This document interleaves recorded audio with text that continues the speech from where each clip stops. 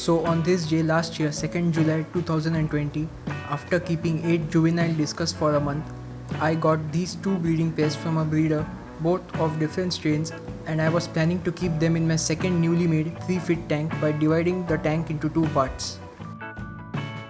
You can check all the complete videos by clicking on the particular video links in the description below, and stay tuned till the end of the video as I will be sharing my experience as a newbie for those new hobbyists who want to keep discus breeding pairs. As you can see, I have separated them with a glass partition, and both pairs could clearly see each other, which prevented them from breeding, and both pairs used to try fighting with the other pair on the other side.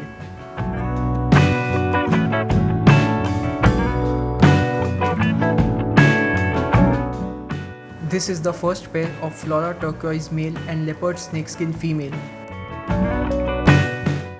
while the other one is high fin galaxy turquoise male and red melon female.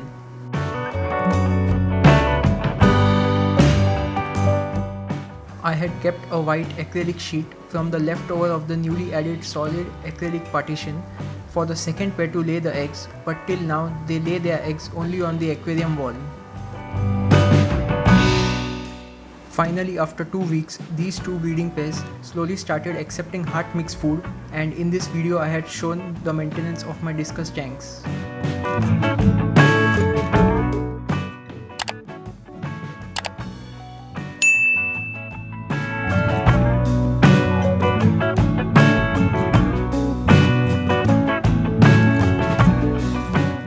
This was my next video where I had made a DIY discus breeding pipe for my breeding pair, which were laying eggs on the vertical sponge filter pipe, unlike the other pair who no matter what would lay their eggs only on the aquarium wall.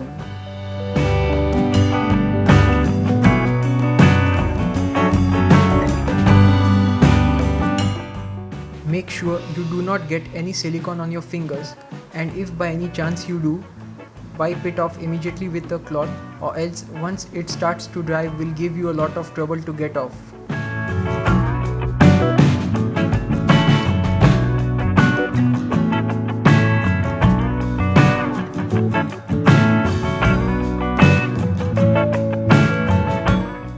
After a few days, I faced an issue known as the swim bladder disorder, which is mainly caused by overeating, and that too very fast, which causes the stomach to bloat and the fish starts swimming face down, and should be cured quickly to prevent permanent damage to the fish.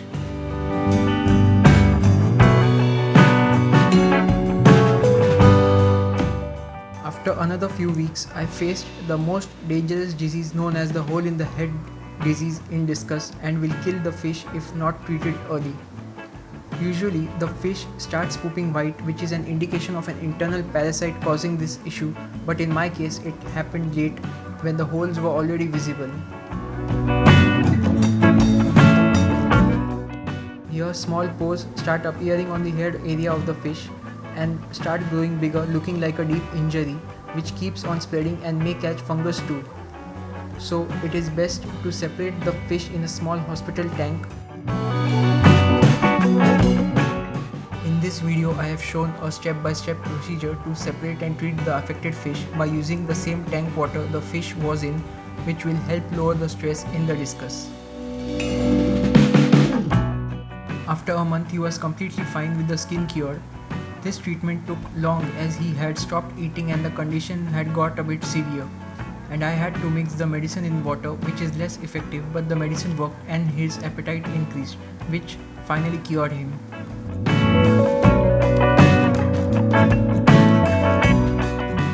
After all problems solved, my discus started breeding, and this pair laid eggs on the DIY breeding cone that I had made, and 3 to 4 days later they hatched. It was also a coincidence that my other pair had also laid eggs at the same time and also hatched simultaneously.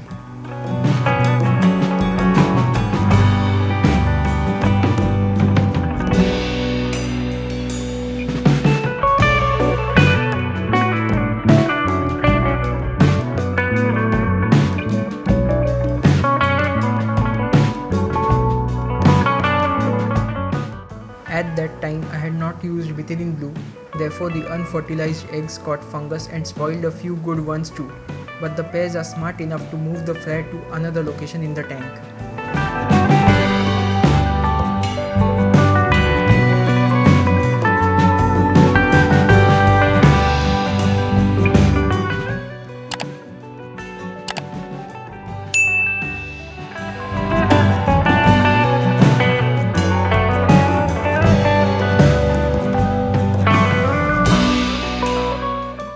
These were my 1-month-old Discus babies, which were feeding on baby brine shrimp as well as on the parent's body mucus.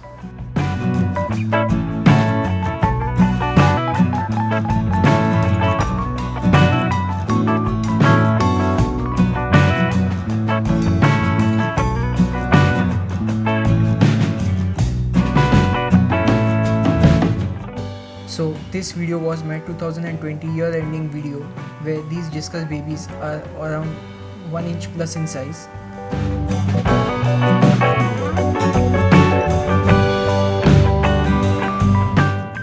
Also, the other pair is taking care of their new batch of fry feeding on their body.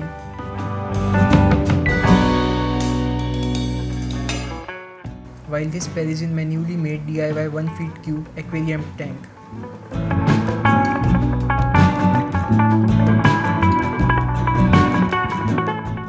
In this second part of the Discus breeding video, I have explained more details on breeding Discus, and this time I have also used local methylene blue and the effect was somewhat satisfying.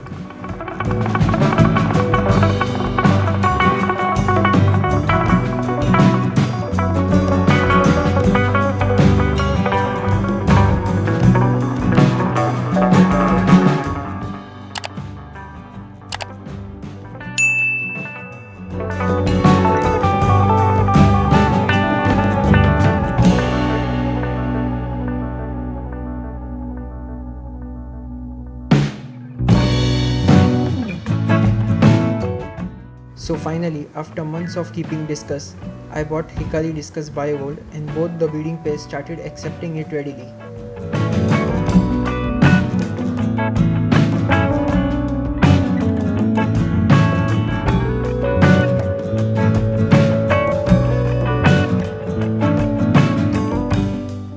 If you are new to this channel, make sure to subscribe to watch many interesting and helpful aquarium videos, tips and tricks.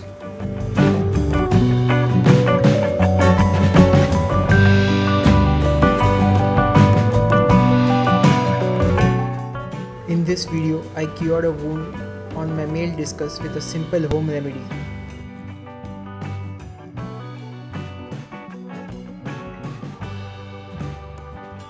So now I will tell you my experience and mistakes as a newbie in keeping Discus breeding pairs. Number 1 is, do not buy pairs in a hurry from any untrusted people, as you may be cheated and given old pairs or a weak pair also. Although it is hard to find out the age of the breeding pair, you will be shown old videos of the babies feeding on the parents' bodies or the parents taking care of the babies, but the reality might be a lot different. Nowadays, many sellers have started cheating people by selling them cheap and badly raised fish at a high price. So before you buy, inquire about the strain and price with other sellers instead of depending on any one and getting cheated. See the fish minutely before buying for any disease symptoms. Many sellers cheat new hobbyists by convincing them that the fish is imported or is an imported bloodline fish. In this case, always ask other hobbyists and breeders or your aquarium shop owner, and most important of all is to do some online research before purchase and never ever pay the whole amount in advance. Sometimes even good pairs do not breed when there is change in the environment and water parameters, so give it some time, and young pairs eat their eggs and even wrigglers. So if you want to be a successful breeder, you have to be a lot patient, as Discus breeding is only for those with lots and lots of patience. Feed good quality food like animal heart mix and dry food of reputed food brands. I never feed bloodworms even though they are said to be sterilized to be on the safer side, but it's your choice. Also, never feed freeze-dried tubifex worms.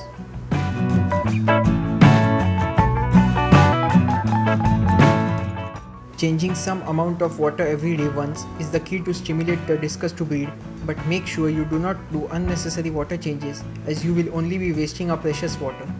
Instead, add a good filtration system for bigger tanks. Discus choose the place or object to lay their eggs wherever they feel safe. Once they lay eggs, make sure the water temperature is between 26 to 28 degrees Celsius for higher hatching rate, and adding methylene blue or not is your choice.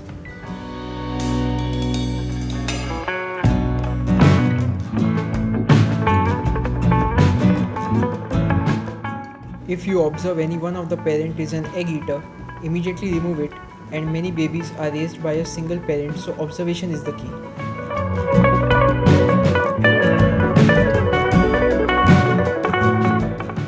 Lower the water level of the tank slightly above the parent's body and keep no dark object in the tank and a small light in the initial days so that the fry can see their parents and will not starve to death in search of their parents.